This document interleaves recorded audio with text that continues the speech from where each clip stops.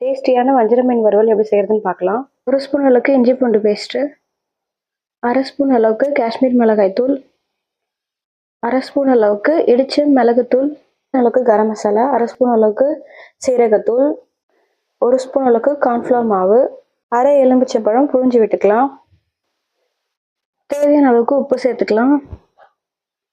எல்லாத்தையும் நல்லா மிக்ஸ் பண்ணி நல்லா மீனில் வந்து நல்லா ஒட்டணும். ஒரு 10 மினிட்ஸ் வந்து ஃப்ரிட்ஜில் எடுத்து வச்சுக்கலாம். தோசைக்கல்ல எண்ணெய் ஊற்றியாச்சு. இப்போ வந்து நம்ம மீனை பொரிச்சு எடுத்துக்கலாம். தேங்காய் எண்ணெயில் சேர்த்துக்கலாம், ரொம்ப டேஸ்டியாக இருக்கும். ஒரு கருவேப்பிலை கொத்து நம்ம சேர்த்துக்கலாம், நல்லா கிறிஸ்பியாக நல்லாயிருக்கும் கருவேப்பிலை வாசனை.